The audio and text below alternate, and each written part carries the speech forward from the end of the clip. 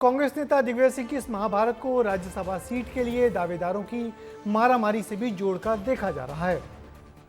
दिग्विजय सिंह का राज्यसभा का कार्यकाल अगले साल जून में खत्म होने को है और इसके लिए कई बड़े दावेदार मैदान में खम ठोंकने लगे हैं। कमलनाथ से लेकर जीतू पटवारी और मीनाक्षी नटराजन का नाम भी उभर कर सामने आ रहा है।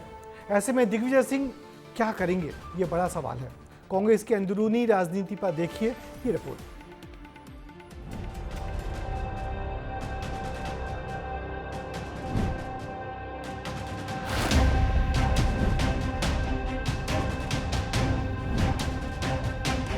वैसे तो दिग्विजय सिंह इन दिनों अपने पोस्ट और बयान को लेकर चर्चा में हैं, लेकिन इस बीच सवाल ये भी उठने लगा है कि क्या इसके पीछे की वजह एक बार फिर राज्यसभा जाने की अटकलें हैं, क्योंकि उनका कार्यकाल अगले साल जून में खत्म होने को ही है।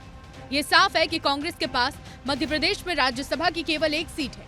प्रदेश कांग्रेस को किसी एक चेहरे को राज्यसभा भेजा जाना है और ये बात भी 100% सही है कि प्रदेश कांग्रेस में बगावती सुर हमेशा से राज्यसभा की सीट को लेकर ही उठते रहे हैं। 2020 ही वो साल था जब सिंधिया ने इसी तनातनी में कांग्रेस का हाथ छोड़ा और बीजेपी का दामन थामा था, और अब दिग्विजय सिंह की बेचैनी भी इसी ओर इशारा कर रही है।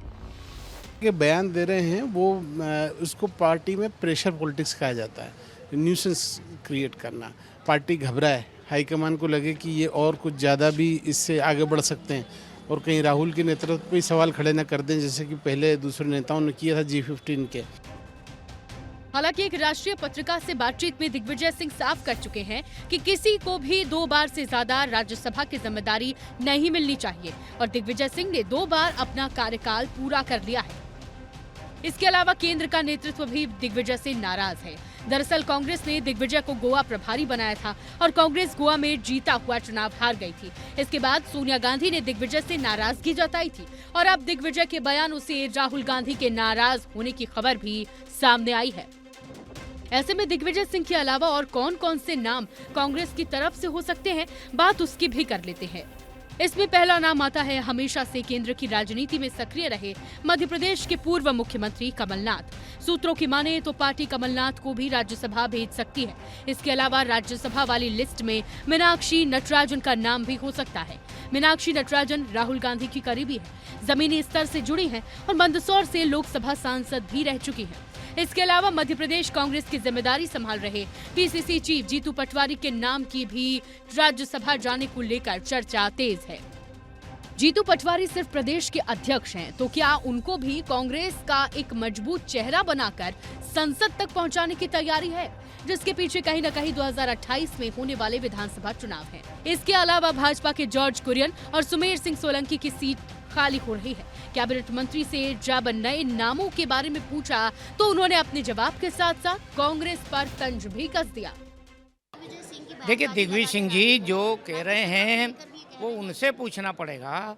भारतीय जनता पार्टी के पास भारतीय जनता पार्टी के कार्यकर्ताओं की फौज खड़ी है। हम अपने योग्य कार्यकर्ताओं को राजसभा में भेजें। राज्यसभा के लिए नामों की चर्चा तो है, लेकिन सबसे ज्यादा दिलचस्प यही देखना होगा कि क्या कांग्रेस एक बार फिर डगमगाती है या फिर सर्वसम्मति से किसी एक नाम का चुनाव होगा। संभावित उम्मीदवार अपना नाम पक्का करने के लिए लगातार बयानबाजी कर रहे हैं। मध्य प्रदेश से कांग्रेस की एक सीट पर 4 से 5 संभावित नाम चर्चाओं में है। अब कौन सा नाम इस रेस में सबसे आगे होगा, ये तो केंद्रीय नेतृत्व ही तय करेगा। कैमरा पर्सन जमशेद के साथ रंजना दुबे, विस्तार न्यूज, भोपाल। तो कहते हैं कि दूध का जला छाछ भी फूंक फूंक कर पीता है। राज्यसभा सीट का विवाद पार्टी में विभाजन भी करा देता है। ये मध्य प्रदेश की कांग्रेस में 5 साल पहले हो चुका है, जब दिग्विजय सिंह और ज्योतिरादित्य सिंधिया के बीच हुई राज्यसभा की सीट की तनातनी से पार्टी टूट गई थी और कमलनाथ की सरकार गिर गई थी। इसलिए पार्टी अब किसी भी नाम को आगे बढ़ाने से पहले कई बार सोचेगी।